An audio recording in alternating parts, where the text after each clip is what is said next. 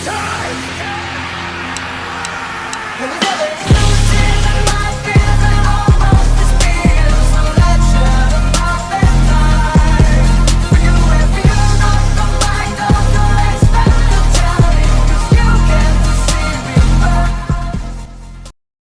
Guys episode के starting में एक बूढ़ा इंसान अपना नाम बताता है रेनबाग जामिल और बताता है कि वो रेनहार्ट का फादर है और रेनहार्ट से पहले वही जामिल का ड्यूक हुआ करता था। फिर एक लेडी बताती है कि वो रेनहार्ट की वाइफ है एलिस जामिल और रियोमा को थैंक्स करती है उसके हस्बैंड और उसके दोस्तों की हेल्प करने के लिए। रेनहार्ट अपनी बेटी को इंट्रोड्यूस करता है। रेनहार्ट की बेटी अपना नाम बताती है एलियारा जामिल और रियोमा से उसके बारे में पूछती है। रियोमा कहता है मेरा नाम रियोमा ताकाबयाशी है। मिलके अच्छा लगा पर माफ़ करना मैं अच्छे से आप सभी का स्वागत नहीं कर पाया। तभी रेनहार्ट के फादर हंसते हैं और कहते हैं इसकी कोई ज़रूरत नहीं, ये उनकी गलती है क्योंकि वो बिगर बताए वहाँ आ गए। वो बताते हैं कि उन्होंने सुना है कि रियोमा ने कई स्लाइम्स को टेम किया है पर उन्होंने ये नहीं सोचा था कि स्लाइम्स इतने सारे होंगे। फिर रेनहार्ट कहता है कि क्या ये उसे ही लग रहा है या फिर स्लाइम सही में बढ़ गए हैं। रियोमा बताता है कि पहले के मुकाबले अब ये सब दो में बढ़ गए हैं। एलियारा रियोमा से पूछती है कि ये सब उसके घर में कैसे आते हैं। तभी रियोमा स्लाइम्स को बोलता है कंबाइन और सारे स्लाइम्स मिलके एक बड़ा सा स्लाइम बनाते हैं। आगे रियोमा बताता है कि 100 स्लाइम्स आपस में मिल सकते हैं अगर वो एक ही टाइप के हैं और ये छोटे भी हो सकते हैं। इस तरह से स्पेस और फुट दोनों की बचत हो जाती है। ये देख के सब हैरान हो जाते हैं। रेनहार्ट की वाइफ कहती है अगर उसने इतने बड़े स्लाइम को टेम कर लिया है तो वो दुनिया का पहला इंसान है जिसने ये किया। रियोमा समझाता है कि ऐसा लगता है कि उनके पास सिर्फ एक कोर है पर असल में इनके पास 100 कोर है जो आपस में जुड़ी हुई है। 100 स्लाइम्स को एक साथ टेम करना काफ़ी मुश्किल है, इसलिए उसने 100 अलग अलग स्लाइम्स को टेम किया और फिर उन्हें मिला दिया।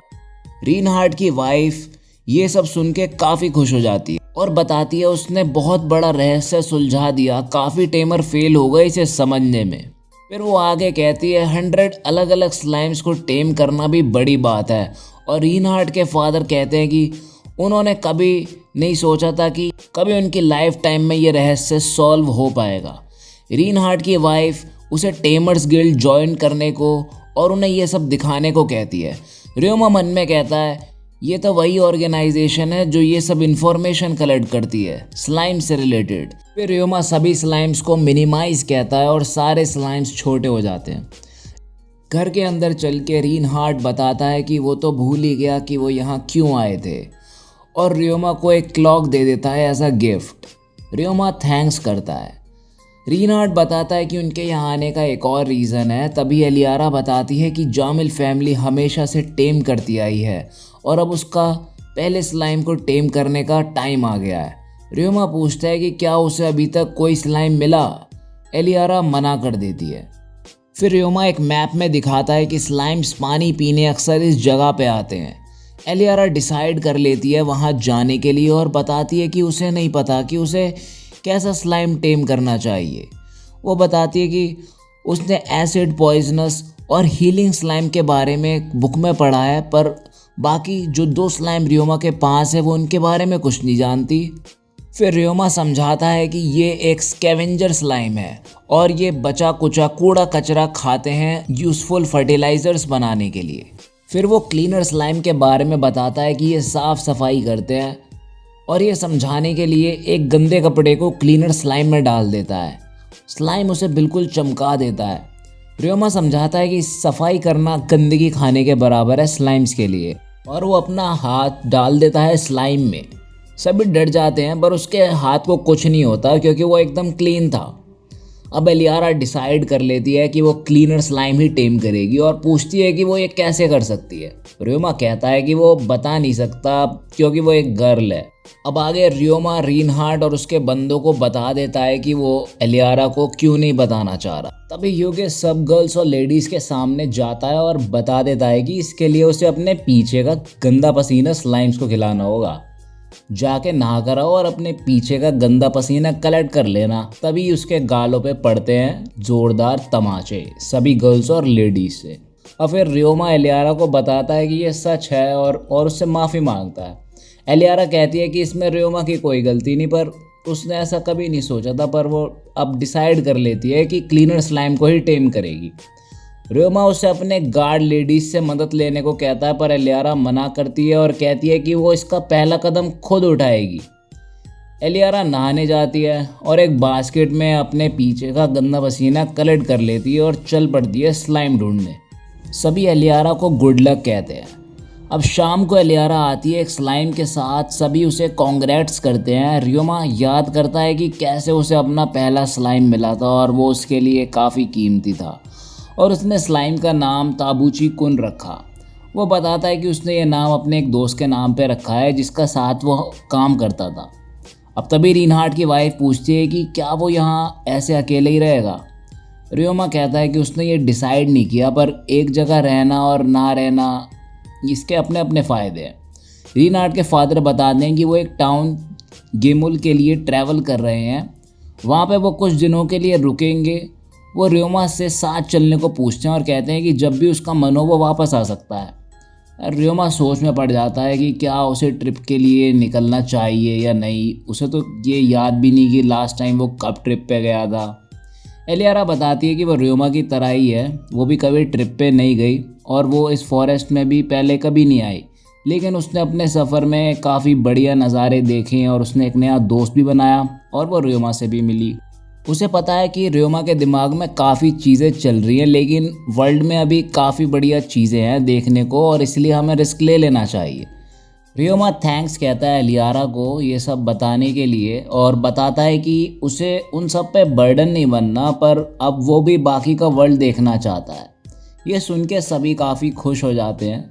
रिनहार्ट कहता है कि वो अपना सारा सामान सेबस के आइटम बॉक्स में रख सकता है। रियोमा बताता है कि उसमें अपने खुद का आइटम बॉक्स है। अब ये जानने के बाद सब और हैरान हो जाते हैं।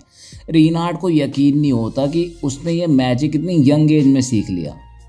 तभी रिनहार्ट की वाइफ एलिस रियोमा से कहती है कि अगर कभी भी कुछ नया सीखना हो मैजिक से रिलेटेड या कोई क्वेश्चन करना हो तो वो पूछ सकता है।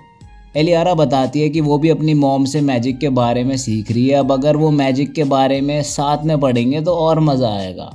रियोमा मन में सोचता है कि अभी तक उसने सिर्फ वो पढ़ा है जो गॉड्स ने बुक में लिखा था, पर अब वो इन सभी लोगों के साथ यहाँ के कॉमन सेंस के बारे में भी जान सकता है। फिर रात में रियोमा अपना सारा कीमती सामान आइटम बॉक्स में रखता है, एनिमल्स के फर और कुछ चीज़ें जो उसने लुटेरों से मिली थी इन 3 सालों में। फिर रियोमा गॉड्स के स्टैचू से बात करता है कि उन्हें तो ऑलरेडी पता होगा इस बारे में क्योंकि वो गॉड्स है।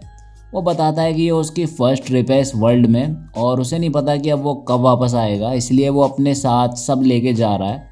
अगर वो वापस नहीं भी लौट पाया तो उसी जगह एक और स्टैचू बना लेगा। अगली सुबह रियोमा तैयार होने के बाद अपने घर का रास्ता बंद कर देता है और यहाँ से रियोमा का नया सफ़र शुरू होता है। अब आगे रियोमा मिस्टर सेबस का मैजिक देख के चौंक जाता है और बताता है कि ये तो कमाल के हैं, इनके पास तो लिविंग एनिमल्स भी है कार्ड के साथ। वो सोचता है कि क्या ये कोई इंटरमीडिएट स्पेस मैजिक है या डायमेंशन होम है। सफ़र के दौरान एलियारा रियोमा से क्वेश्चन करती है कि क्या उसके पास अर्थ और स्पेस एलिमेंट के साथ फायर और वाटर एलिमेंट्स भी है। रियोमा बताता है कि हाँ, उसकी ग्रैंड मदर ने बताया था कि उसका सारे 4 एलिमेंट्स पे कंट्रोल है। तभी रिनहार्ट रियोमा से कहता है कि इसी के साथ तुम बैरियर और टेमिंग मैजिक भी यूज़ कर सकते हो। ध्यान रखना, जिसके पास सारे एलिमेंट्स होते हैं वो किसी भी एक एलिमेंट को मास्टर नहीं कर पाते। फिर रियोमा स्माइल करता है और कहता है कि वो ये बात ध्यान रखेगा। रिनहार्ट पूछता है कि क्या उसे ये कोई मजाक लगा। रिनहार्ट की वाइफ भी कहती है रियोमा से कि तुम स्माइल कर रहे थे। रियोमा बताता है कि उसे याद आ गया कैसे यही सेम बात उसकी ग्रैंड मदर ने उसे बोली थी। वो बताता है कि ये तब की बात है जब वो हीलिंग मैजिक और एल्केमी ट्राई कर रहा था। रिनहार्ट के फादर बोलते हैं कि एल्केमी, इसमें तो आजकल किसी का इंटरेस्ट नहीं है, इसे प्रैक्टिस करना काफ़ी अनकॉमन हो गया है। एलियारा पूछती है रियोमा से कि वो कौन सी एल्केमी ट्राई कर रहा था।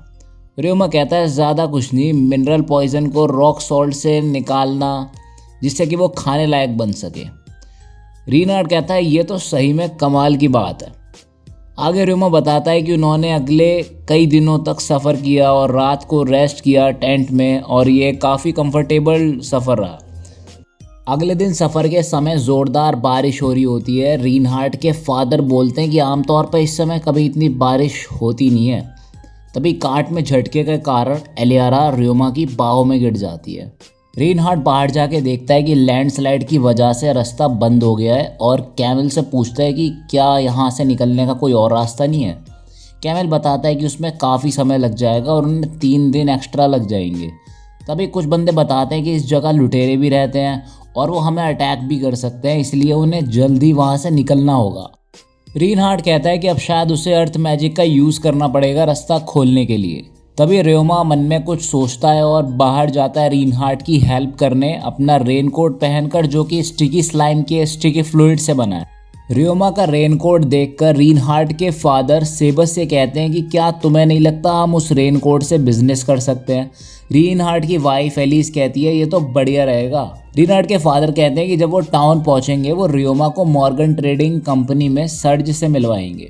बाहर रेनहार्ड अपने बंदों से कहता है ब्रेक रॉक और रॉक मैजिक का यूज़ करके वो रास्ता खोल सकते हैं। तभी रियोमा आता है और रेन ब्लॉक बैरियर मैजिक का यूज़ करके बारिश ब्लॉक कर देता है। सब रियोमा को थैंक्स कहते हैं। रियोमा अपने आइडिया के बारे में बताता है कि ब्रेक रॉक और रॉक मैजिक को अलग अलग यूज़ करने की वजह वो इन दोनों को साथ में यूज़ कर सकते हैं ब्लॉक क्रिएट करने के लिए। फिर रियोमा उन्हें ये करके दिखाता है।